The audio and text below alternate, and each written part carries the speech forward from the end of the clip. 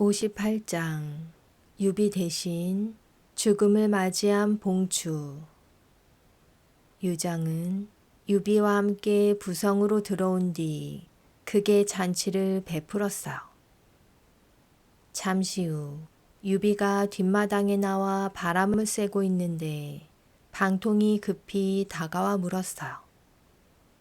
장군이 보시기에 유장은 어떻습니까?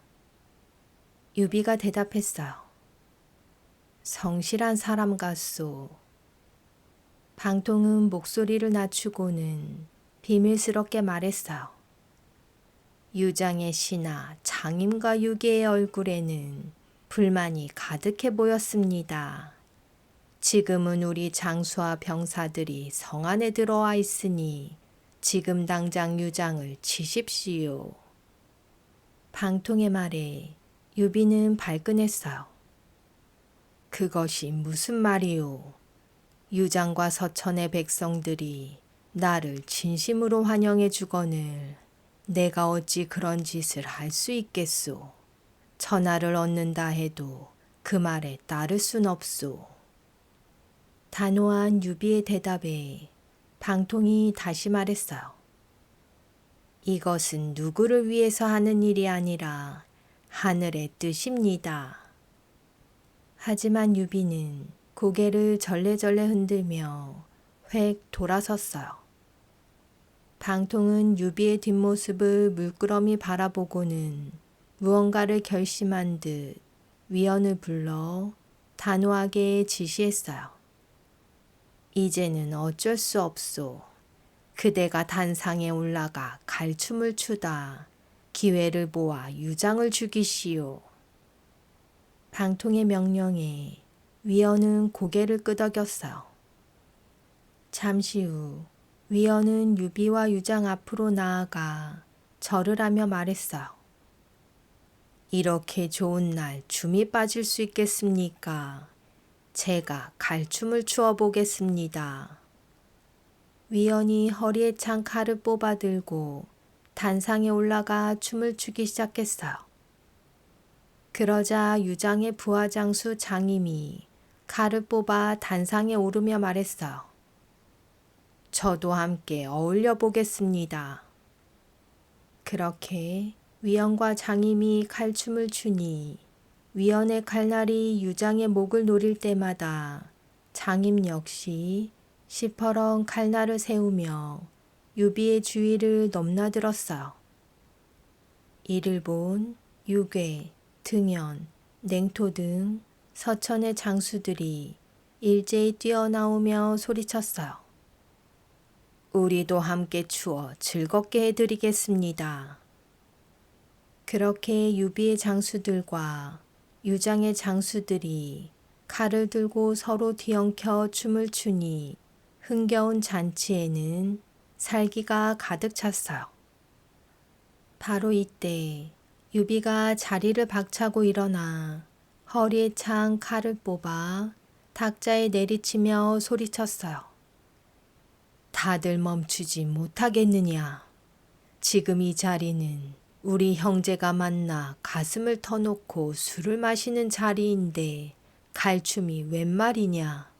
지금 당장 칼을 버리지 않는 자는 이 탁자와 같이 두 동강이 내주겠다. 유장 또한 자리에서 일어나 호통쳤어요. 형제가 모인 자리에 이것이 무슨 짓이냐? 유장의 호통에 장수들은 그제야 모두 칼을 거두었어요.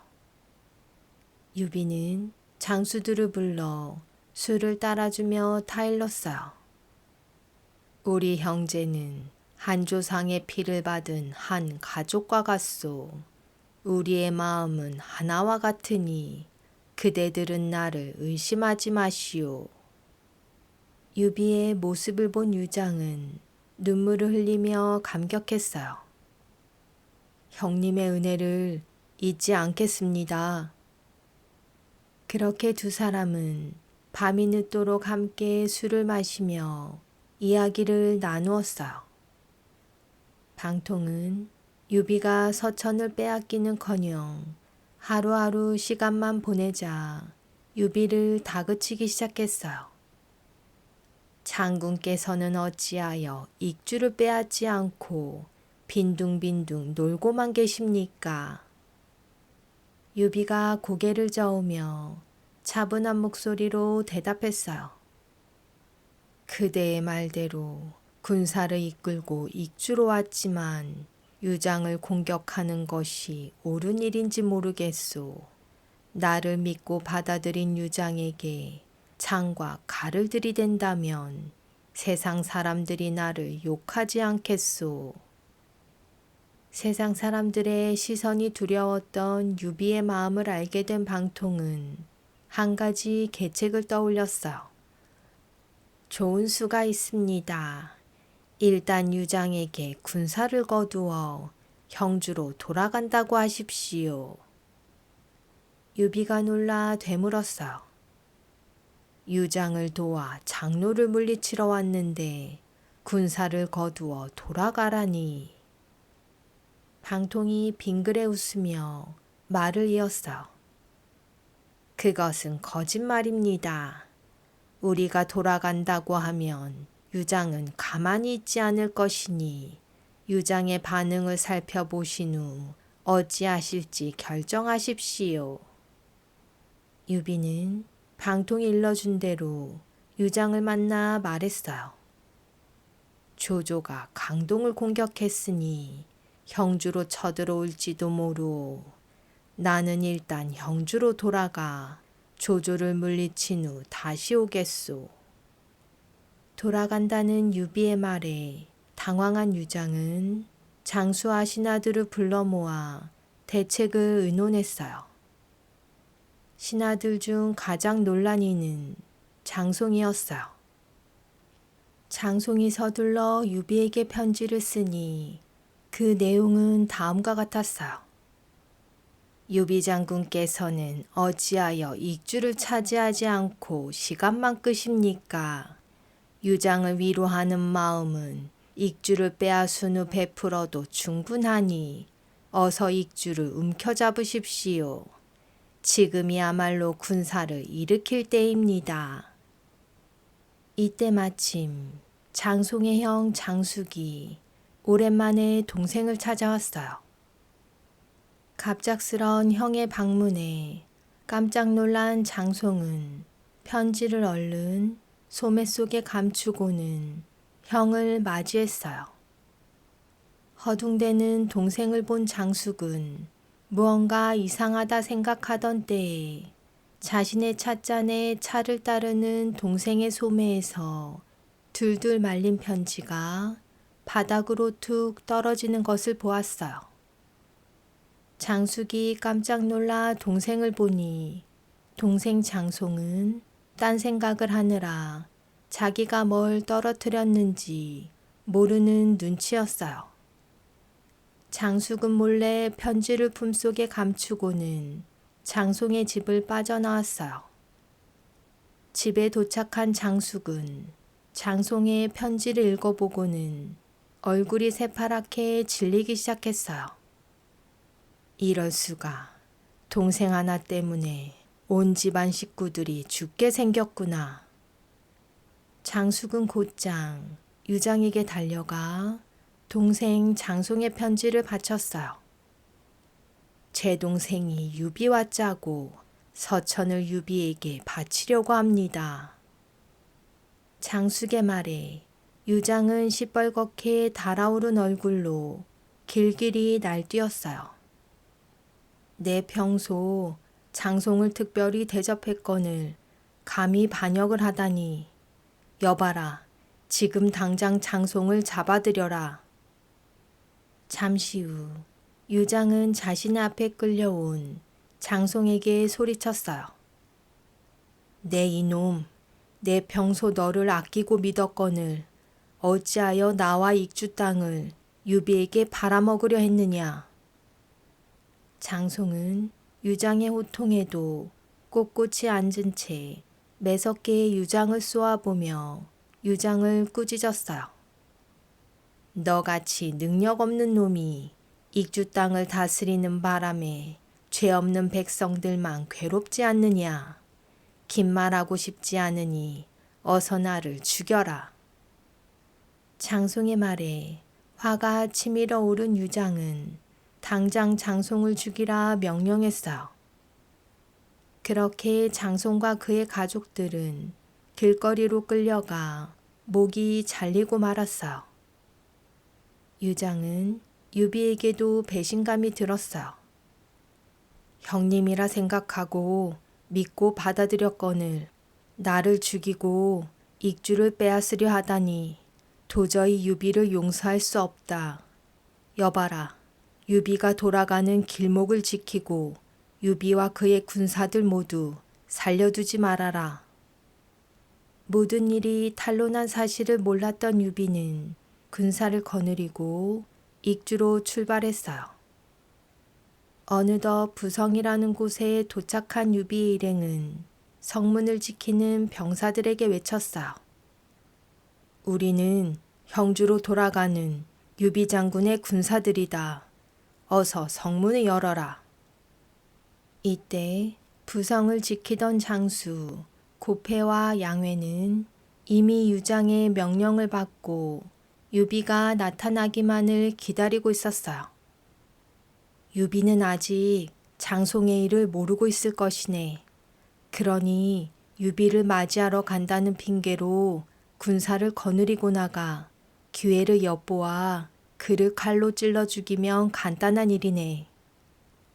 고패의 말에 양회는 고개를 끄덕였고 두 사람은 군사 200명을 이끌고 성문을 나섰어요. 이 모습을 멀리서 바라보던 유비는 이상한 느낌에 방통에게 물었어요. 그냥 성문을 열어주면 될 것을 어찌하여 군사를 거느리고 밖으로 나오는지 모르겠소. 유비의 물음에 방통이 대답했어요. 아마 우리를 맞이하러 나오는 것 같습니다. 아무튼 조심하셔야 합니다. 그때였어요. 세찬 회오리 바람이 불더니 군사가 들고 있던 깃대가 툭 부러지고 말았어요. 유비는 불길한 예감이 들었어요. 이것이 무슨 징조요? 방통이 부러진 깃대를 보며 말했어요. 아무래도 고패와 양해가 장군을 죽이려 하는 것 같습니다. 방통의 말에 유비는 허리춤에 찬 칼을 움켜잡으며 그들이 다가오기만을 기다렸어요. 잠시 후 고패와 양해가 유비 앞에 다가와 예의를 갖추어 절을 하며 말했어요. 유비 장군께서 먼 길을 떠나신다길래 보잘것없지만 저희가 술과 음식을 마련해 왔습니다. 유비는 고패와 양회를 막사 안으로 불러들여 술잔을 주고받았어요. 유비가 먼저 입을 열었어요. 성을 지키느라 고생하는 두 장군에게 내가 먼저 술 한 잔 따라주겠소. 유비가 따른 술을 받아 마신 고패와 양해가 유비에게도 술을 따랐어요. 그렇게 한 차례 술잔이 오고 간 후 유비가 말했어요. 내가 두 장군에게 비밀리 전할 말이 있으니 호위병사들은 밖으로 내보내 주시오. 고패와 양회는 아무런 의심 없이 병사들을 막사 밖으로 내보냈어요. 유비가 명령했어요. 여봐라, 여기 이놈들을 잡아 몸을 뒤져보아라. 유비의 외침과 동시에 유비의 부하들이 우르르 몰려와 고패와 양회를 덮치고 몸을 뒤지니 그들의 옷 속에서 날카로운 칼이 나왔어요. 유비가 소리쳤어요. 나는 유장 장군과 친척 사이이며 형제와 다름없거늘 너희들은 어찌하여 나를 죽이려 했느냐. 고패와 양해가 온몸을 부들부들 떨며 대답했어요. 저희들은 그저 유장 장군이 시키는 대로 했을 뿐입니다. 목숨만은 살려주십시오. 방통이 말했어요. 장군을 죽이려 한 이놈들을 살려두어서는 안 됩니다. 그렇게 고패와 양해의 목이 잘려나갔어요. 두 장수를 손쉽게 처치한 유비는 사로잡힌 서천의 군사들을 모두 불러 모았어요. 두 역적은 죽였지만 너희들은 무슨 잘못이 있겠느냐. 유비는 진심으로 서천의 군사들을 달래며 그들에게 술과 음식을 대접했어요. 유비가 그들을 향해 말했어요. 이제 너희들과 함께 성으로 들어가겠으니 뜻이 있는 자는 앞장서거라. 공을 세운 자에게는 많은 상을 내릴 것이다. 유비의 말이 끝나기 무섭게 서천의 군사들이 앞다투어 성으로 달려갔어요. 어서 성문을 열어라. 서천의 병사들이 외치자 문지기는 아무런 의심 없이 성문을 활짝 열어 젖혔어요. 유비가 군사들을 이끌고 순식간에 성 안으로 들어가니 피 한 방울 흘리지 않고 성을 차지할 수 있었어요. 이때 유비가 죽인 적은 고작 장수 2명이었고 새로 얻은 서천의 군사는 10,000명이 넘었어요. 하지만 유비는 성을 차지한 후에도 화가 풀리지 않았어요. 그렇게 씩씩대는 유비에게 방통이 말했어요. 의리를 저버린 유장을 용서할 수 없습니다. 이제 우리가 유장을 공격한다 해도 장군을 욕할 사람은 아무도 없을 것입니다. 유비는 결심한 듯 두 주먹을 불끈 쥐고 명령했어요. 좋다. 유장에게서 익주를 빼앗고 말 것이다. 유비의 명령과 동시에 형주로 향하던 유비의 군사들은 방향을 틀어 왔던 길을 되돌아가며 유장의 성들을 하나하나 빼앗기 시작했어요. 익주의 군사들은 싸움에서 서툴렀을 뿐 아니라 지혜로운 방통의 계략에 유비는 싸우는 족족 승리를 거두었어요. 유비의 군사들이 승리를 거듭하고 있는 사이 형주에 있는 제갈공명에게서 편지가 도착했어요. 그 내용은 다음과 같았어요. 밤하늘을 보니 서쪽 하늘에서 반짝이던 장군별 하나가 크게 흔들리고 있습니다.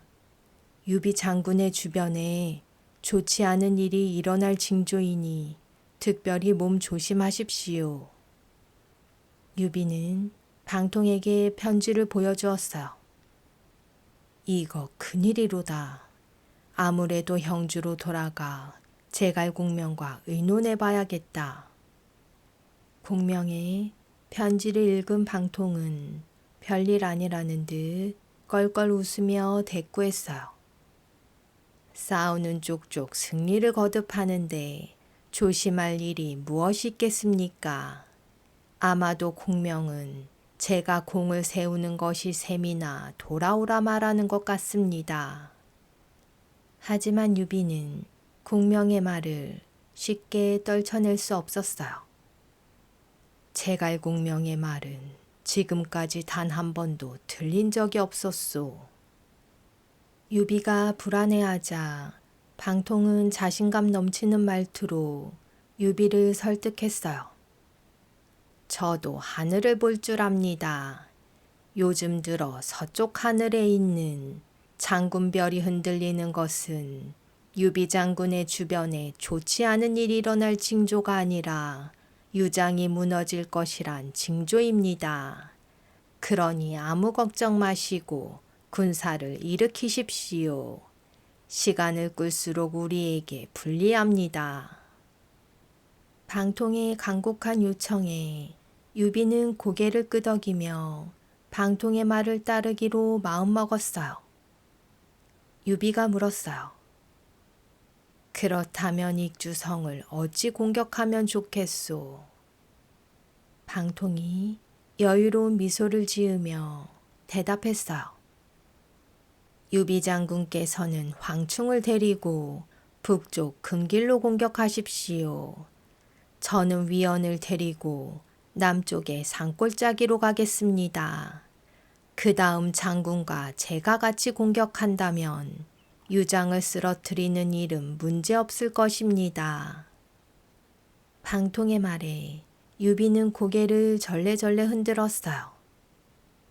나는 많은 전쟁터를 누벼 산길에 익숙하지만 그대는 전쟁의 경험이 적지 않소. 그러니 그대가 큰 길로 가시오. 하지만 방통은 고집을 꺾지 않았어요. 큰 길은 반드시 적들이 숨어 있을 것이니 장군께서는 적들을 물리치면서 가십시오. 저는 산길로 신속히 이동해 적의 뒤통수를 치겠습니다. 내일이면 익주는 우리의 것이 될 것입니다. 자신만만한 방통의 태도에 유비도 마음이 놓였어요.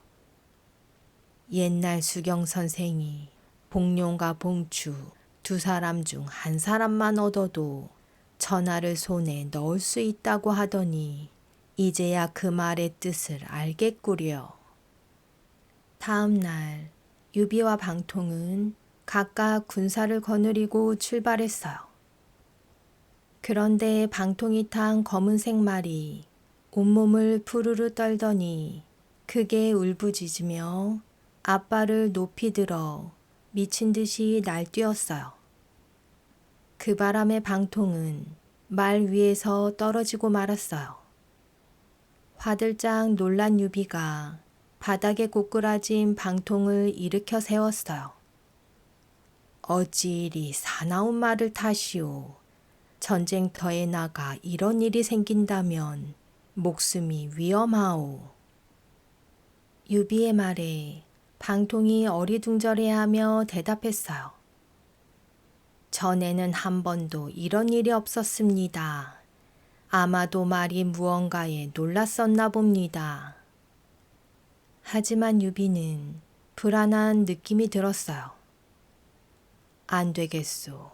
나의 흰 말과 그대의 검은 말을 바꾸어 타도록 합시다. 유비는 자신의 말을 선뜻 방통에게 내주었어요. 방통은 너그러운 유비의 마음에 감동하였고 거듭 머리를 숙여 감사의 인사를 전했어요. 유비 장군의 은혜는 오늘 익주성을 빼앗은 것으로 반드시 갚겠습니다. 서로의 말을 바꿔 탄 유비와 방통은 각자 정해진 길로 군사를 거느리고 나아가니 방통이 선택한 길은 좁고 가파른 산길이었어요. 방통이 고개를 들어 주위를 둘러보니 길 양 옆으로 까마득하게 둘러친 절벽 위로 무성한 나뭇잎이 하늘을 뒤덮고 있었어요. 싸늘한 느낌이 든 방통은 급히 말을 멈추고 병사에게 물었어요. 이곳은 대체 어디냐? 병사가 대답했어요. 낙봉파라고 합니다. 방통이 화들짝 놀라 되물었어요. 낙봉파라면 봉이 떨어지는 절벽이라는 뜻이 아니냐. 내 이름이 봉추인데 내가 이곳에 떨어져 죽는다는 말이구나. 안 되겠다. 어서 돌아가자. 방통이 급히 말머리를 돌리려던 때였어요. 절벽 위에서 요란한 북소리와 함께 날카로운 화살이 방통을 향해 비오듯 마구 쏟아졌어요. 방통과 군사들은 피할 새도 피할 곳도 없었어요. 흰 말을 탄 놈이 유비이다. 저놈을 죽여라. 서천의 군사들은 흰 말을 탄 방통을 유비로 착각하고는 방통을 향해 빗발치듯 화살을 퍼부었어요. 순식간에 고슴도치처럼 온몸에 화살이 꽂힌 방통은 말에서 굴러떨어져 그만 죽고 말았어요.